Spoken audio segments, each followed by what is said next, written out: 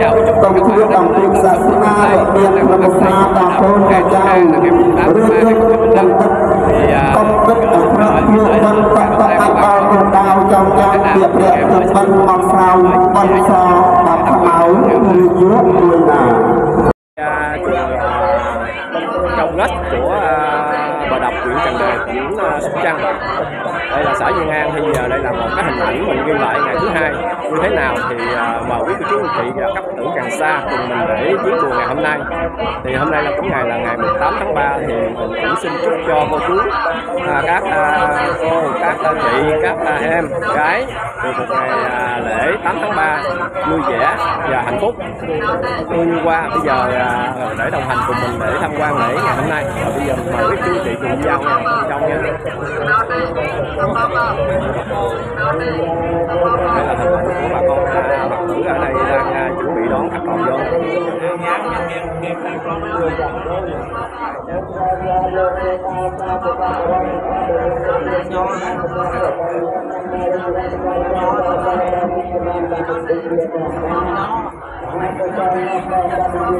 Rồi, chúc bữa nay ngày lễ tốt nha, 8 tháng 3 nha. Đây là hình ảnh của ngày hôm nay. Thì mình đang có mặt tại đây để ghi cho các chú anh chị thấy là ngày thứ hai tại chùa Bà Đập, xã Diên An đó. Thì bà con mình Phật tử như thế nào nha. Đây là những cô gái của xã Diên An, các anh chị rất là đẹp luôn nha, rất duyên dáng nha, Khmer nha. Rồi, chúc bữa nay lễ tốt nha. Đây bây giờ mình tiếp tục đi vào bên trong để cho cô chú anh chị xem ngày hôm nay nha cô chú anh chị.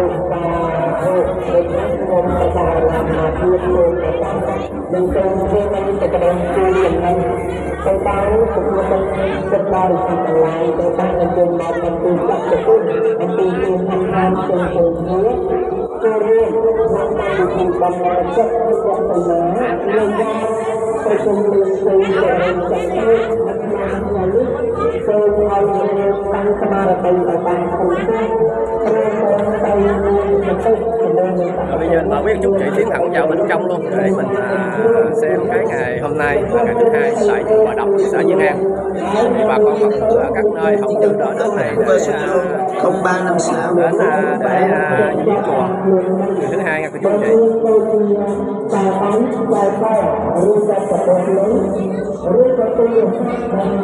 Đây thì ngày hôm nay bắt đầu lại cho các chú chị xem những cái hình ảnh trước khi vào bên trong chùa nha. Ở bên ngoài của chùa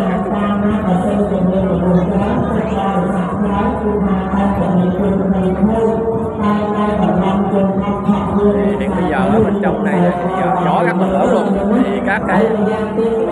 đây thì người ta cũng dỡ bớt cho các chú chị. Ở đây những cái khu này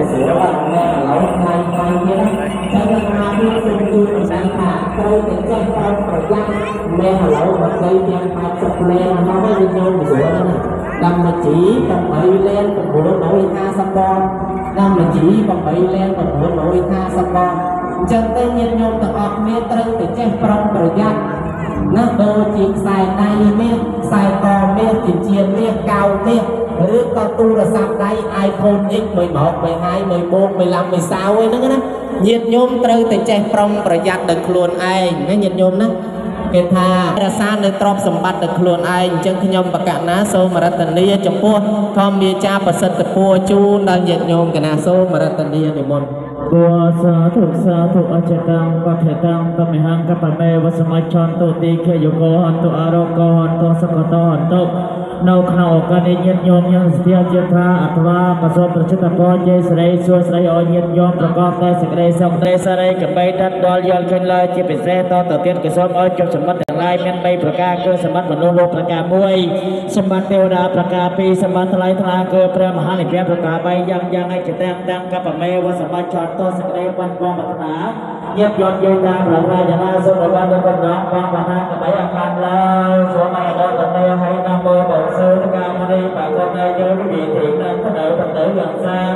không có tấm lòng họ đang phát tâm trong sạch trần ai bây giờ xã sanh thôi đã dành thời gian ghi bảo đến đây để cúng dường cho ngài buổi lễ cỡ kể sân ban tại chùa Bà Đập hôm nay. Vậy bàn tay sư xin chúc về quý vị thiện nam tín đồ Phật tử gần xa làm ăn qua tận gió hòa của người trời ban cầu cho tất mọi gian nan ổn thơ bị tật yêu tan khỏi người cầu xin cho cảnh tiệc hoài trăm năm yên tĩnh xa hoài cõi đau cầu trong giấc của quả tâm tánh thành tâm bảo cho được mau lòng ước ao. Nam mô Bổn Sư Thích Ca Mâu Ni Phật. Sa thu sa thu Bây giờ sa thu. thì bà con mình bắt đầu tiếp tục các bà đông. Nhôm và cả nạt mà biết sâu phương đang sẽ cái đây chun đồng đăng thả bà sân chỉ nhiệt nhôm ná miền chả lắm có bố đôi chiên có bố áo áo miền có bố lời là nông nông con hay không bà sân chỉ nhiệt nhôm ná miền bạc phong chả lắm căng cờ bố là tới với ta nhiệt nhôm sâu rồi mình chơi chuột vào can mà hà xá đầm bấy mà hiệp ôi cả nè cả mặt chả lắm luôn. Bởi cho nên mình tao tao đến niên ở ba sắc nâng ở ba xịt cá niên cung rắc tà nà rung tên nẹp đi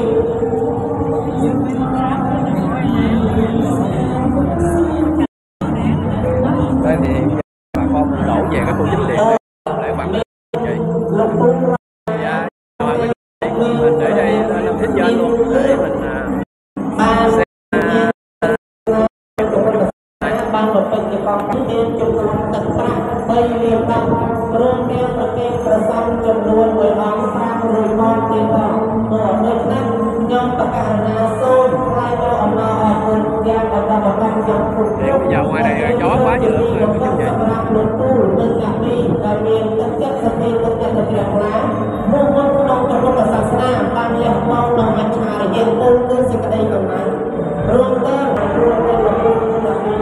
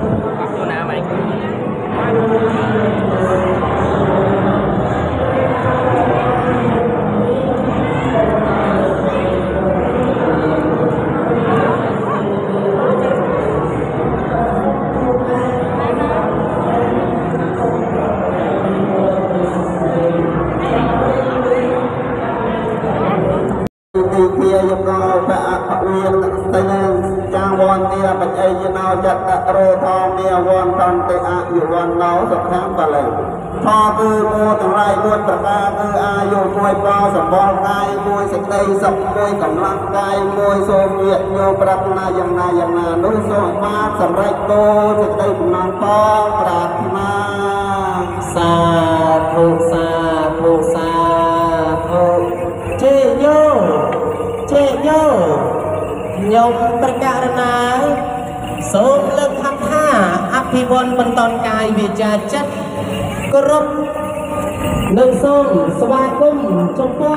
ការធ្វើដំណើរនិមន្តមករបស់ព្រះតេជគុណព្រមទាំងញាតិញោមពុទ្ធបរិស័ទទាំងឡាយដែលស្ថិតនៅក្នុងចំណោះជើងវត្តរបស់ទុំទាំងមូលបានអរតនីនិងអញ្ជើញចូលរួមក្នុងកម្មវិធីបុណ្យបញ្ចុះហត្ថសីមានៃវត្តប្រជុំមានជ័យសិរីចុងព្រឹកនៃខ្ញុំប្រកាសណាអាត្មាភាពទាំងអស់អង្គដូច្នេះខ្ញុំប្រកាសណាសូមថ្លែងនៅអំណរអរគុណយ៉ាងជ្រាលជ្រៅចំពោះបតីទឹកចិត្តរបស់ព្រះតេជគុណព្រមទាំងញាតិញោមជាពុទ្ធបរិស័ទទាំងឡាយសាធុសប្បុរសប្រុសស្រីទាំងឡាយដែលក្នុងពុទ្ធសាសនាបានលះបង់នៅមច្ឆរិយពលគឺសេចក្តីកំណាញ់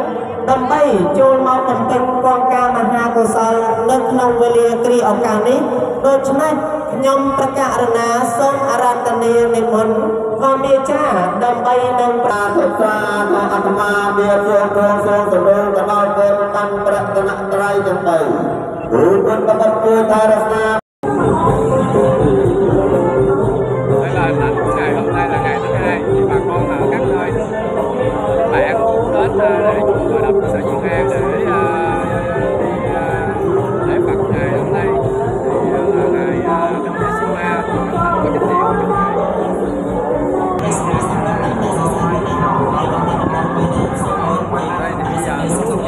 để đi dạo vòng vòng sẽ ra ngoài để xem lại cái hình ảnh của xã Duyên An Hòa Đập.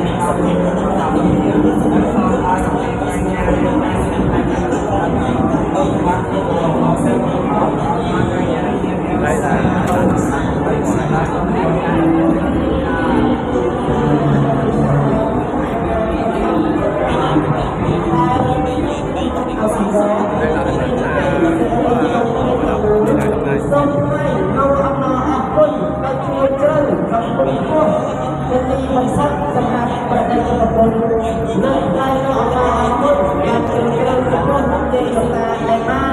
anh chơi một đêm vì chẳng và chấm điểm ngày thứ hai.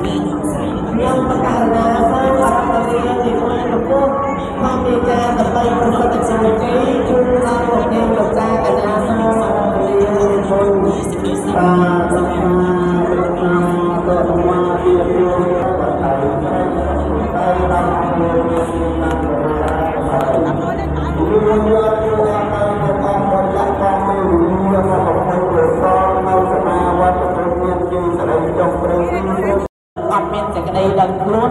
liền plot tại mặt lên tới cứ dừng ba tại một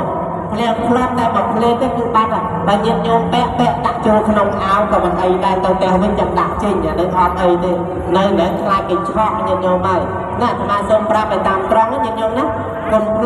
complete luôn rồi sao phải pro thà chun thần cốt miền tràn nè cái mình lòng chôn mặt nông ngon và bằng dương mặt phương con tái kế và lòng luôn mặt phương con tái à đây mà xong ấy cho đám nhiệt nhôm con ba thì sang tem cả nặng ca mà ca lục ta cha ấy cho đám nó phải dặn bắt sẽ bài trường này vậy ta bắt lôi bắt ấy bên lên bắt sẽ bài trường cái đó nhiệt nhôm phải dặn mau sẽ bài trường con chân đây miền bạc con chân sẽ bài trường con chân đây thầm má ta lòng bắt đây bài mà bạc với cho nên nhôm bạc cạn na sô mà ra tận đi tham nghề chá năm bay mà sân tập bộ chơi cái na sô mà ra tận đi tôi đồng tình năng cầm lăng gai như bộ tương lai một năm tư địa văn tới ngôi ngay tâm hệ anh nhân bạn sẽ tăng an lạc tập đoàn tê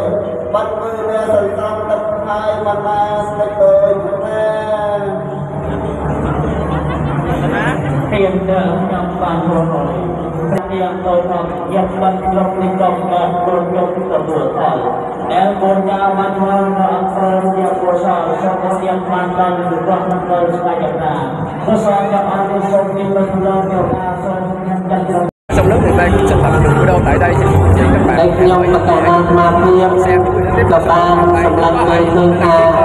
nhiệt nhôm tập đoàn sang tầng lái để ban để chơi mau một kỳ chặt